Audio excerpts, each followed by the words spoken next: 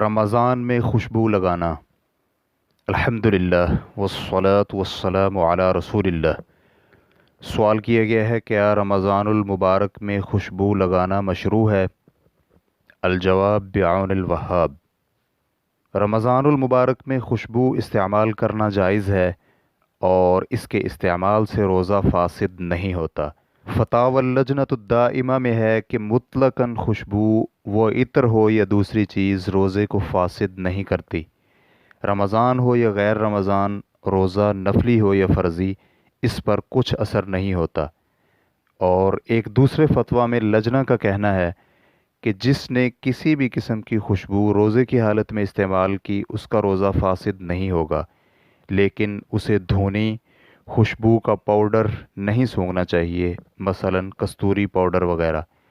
Reference کے لیے دیکھیے اللجنۃ الدائمہ، جلد نمبر 10، صفحہ نمبر 271۔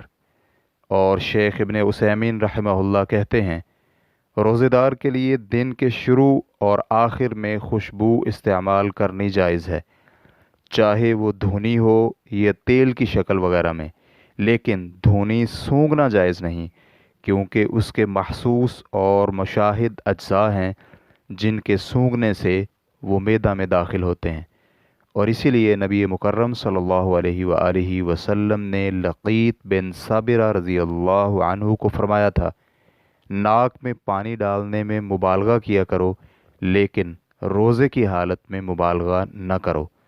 ریفرنس کے لیے دیکھیے فتاوی ارکان الاسلام، صفحہ نمبر 469۔ واللہ تعالی اعلم۔ اسلام کیو اے ریکارڈنگز، مؤسسۃ الشیخ صالح المنجد، المملکۃ العربیۃ السعودیہ، فتویٰ نمبر 37706۔ والسلام علیکم ورحمۃ اللہ وبرکاتہ۔